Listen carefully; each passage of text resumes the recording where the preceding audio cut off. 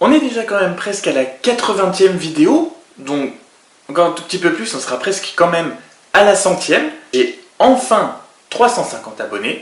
Ça fait plaisir. J'avais juste envie de vous parler de pourquoi. Attention, question. J'ai fait, on va dire, mes toutes premières vidéos quand je suis parti l'été dernier en vacances, non pas celui-là, celui de l'année d'avant. Et 3 vidéos quand j'étais parti en vacances. Ça m'avait vraiment éclaté de les faire, ça m'avait pris du temps, mais c'était avec iMovie à l'époque, pas beaucoup de possibilités, tout ça, mais j'avais vraiment bien aimé, j'avais essayé de faire quelque chose de bien. Et franchement, j'ai repris en mai, par là, quand je suis parti en vacances pour la même chose, pour surtout garder un souvenir en fait. À la base des vidéos, ça permet de garder des souvenirs, pour garder des souvenirs, et surtout pour le plaisir, parce que ça m'éclate vraiment de faire ça, et que j'ai envie de pouvoir plus tard faire vraiment des belles vidéos, vraiment des beaux, pas des films, mais des vidéos, mais quelque chose de vraiment beau. Le meilleur moyen pour progresser, pour s'améliorer, c'est la pratique. Donc je me suis dit que faire des vidéos régulièrement, ça me servirait à mettre en pratique, à m'améliorer, à trouver des nouvelles choses pour un jour faire vraiment ces belles vidéos. 3 arguments: souvenir, entraînement et surtout plaisir.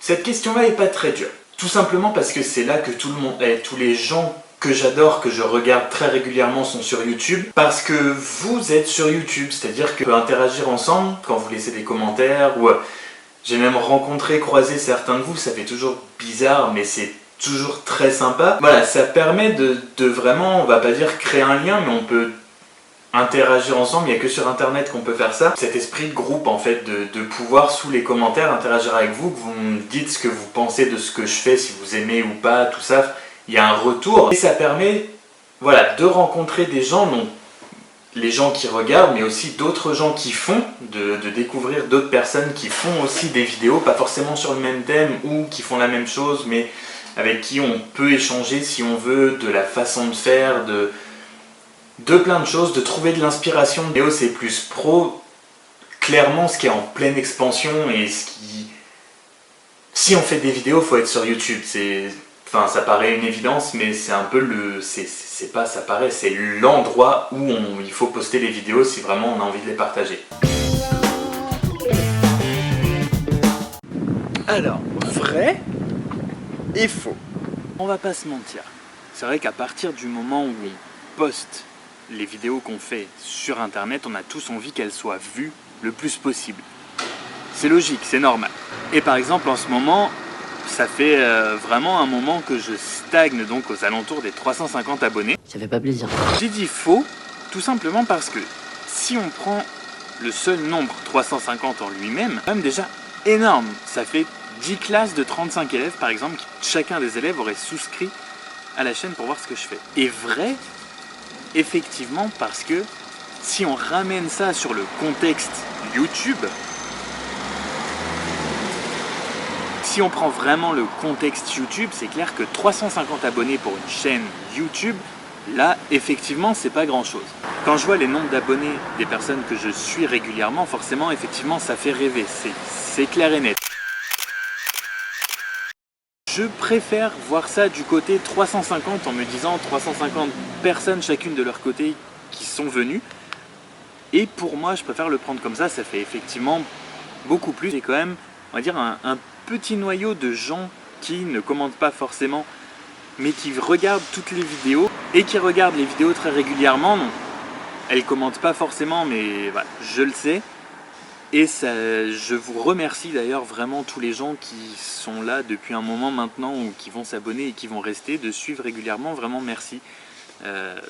Ça fait vraiment plaisir. Donc voilà, vrai et faux. Ça dépend d'où on se place. Alors pour que ce soit un petit peu moins indigeste, je vous propose une coupure pub.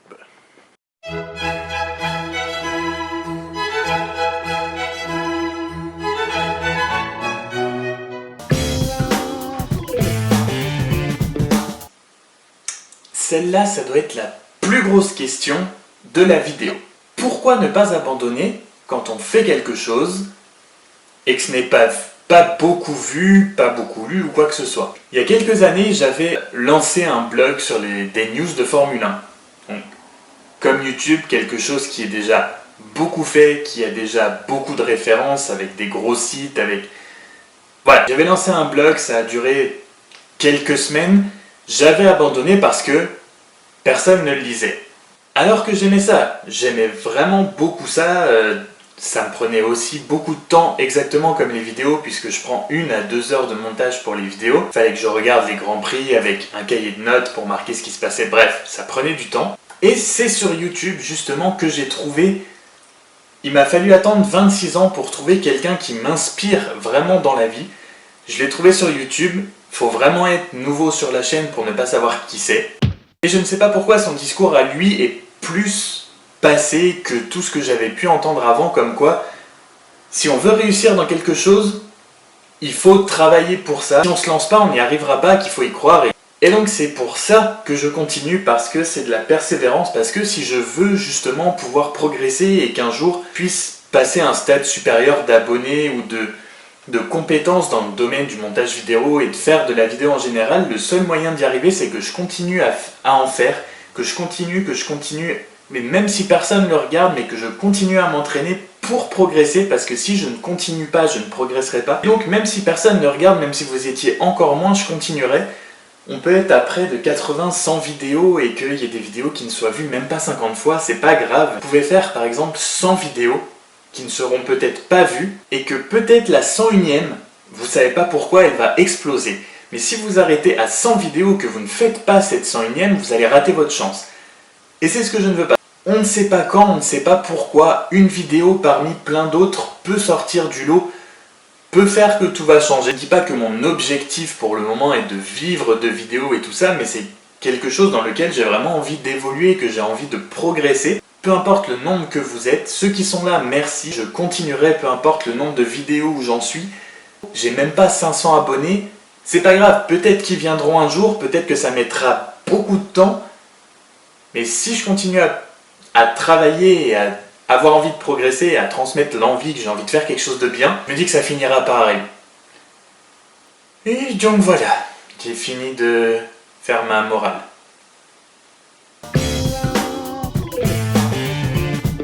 Et donc voilà, pour finir, on finira toujours sur cette même notion de prendre du plaisir. L'objectif, c'est de continuer à prendre du plaisir à faire du montage, à faire des vidéos, surtout de progresser, d'apprendre à faire des nouvelles choses avec le logiciel, d'améliorer la façon dont je prends les vidéos, dont je trouve les plans, dont voilà, je gère la chose pour que le contenu soit encore meilleur, et de prendre donc ce plaisir et cette progression pour un jour pouvoir faire donc d'un événement ou d'un voyage, de quoi que ce soit, faire une belle, magnifique vidéo, vraiment avec des images superbes, avec vraiment des plans bien travaillés, tout ça.